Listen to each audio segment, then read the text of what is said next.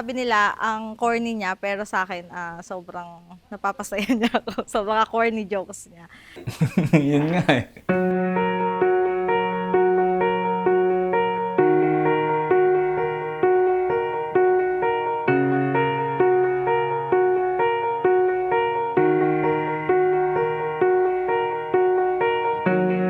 To the love of my life, my dream inspirer, Razel Joy. Saktong 7 years na ngayon, wala nung nagsabi ako sa'yo.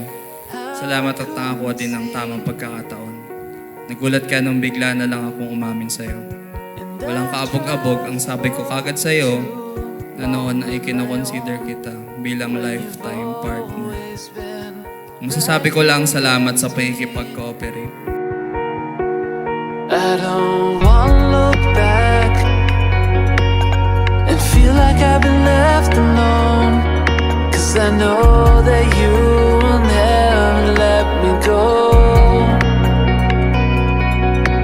I can lose my strength. 7 years ago, in front of the College of Mass of Communication, as we walk towards Oble, sinabi mo ang mga salita na kinoconsider kitang maging lifetime partner.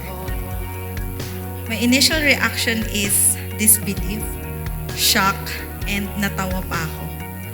Tingin ko nagjo-joke ka lang kasi I'm not your type. We've been friends with each other even before 2017 at kilala kita. Hindi ako yung type mo. To with you alone, that makes me feel complete. This is it. Nandito na tayo ngayon. Napakabuti ng Diyos. Siya ang nagpatupad by His grace alone. Sa lahat ng pinagdaanan natin, mula nung simula, kasama na natin ang Lord. Look back and feel like I've been left alone, 'cause I know that you will never let me go.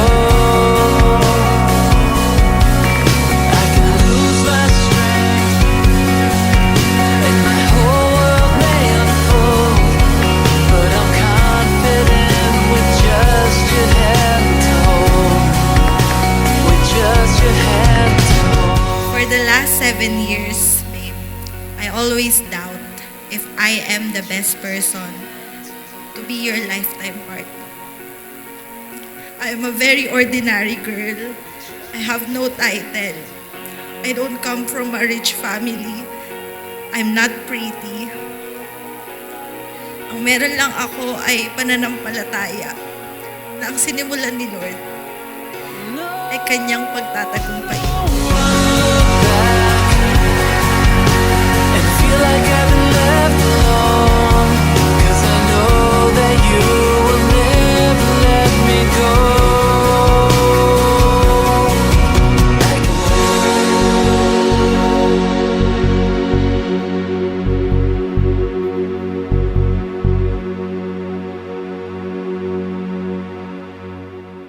Sa harap po ng lahat ng pagmamahal at saya na ating nararamdaman ngayon, lubos ang aking kagalakan na maging bahagi sa napakahalagang okasyon na ito. Sa araw na ito, pinagdiriwang natin hindi lamang ang kasal ni Rajiv at Razel, kundi pati rin ng kanilang pagmamahalan na naging matibay sa paglipas ng panahon. No, but nothing gonna break you. If you could only see what I see. Pinapangako ko, mamahalin kita hanggang sa kunin na ako ng Panginoon sa pinakamasaya at pinakamasakit na panahon ng ating buhay. Salamat dahil naranasan ko sa iyo ang isang pag-ibig na tapat, matiga at walang kupas.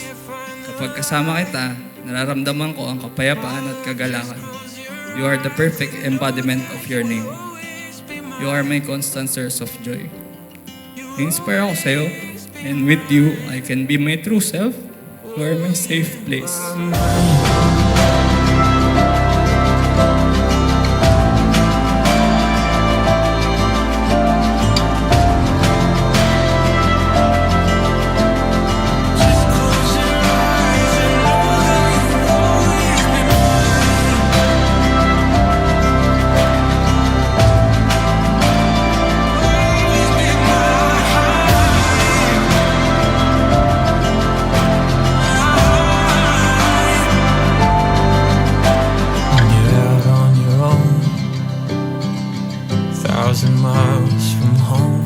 best person that God has given me.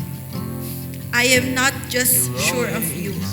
Siguradong sigurado si Lord sa'yo para sa akin. Always be mine.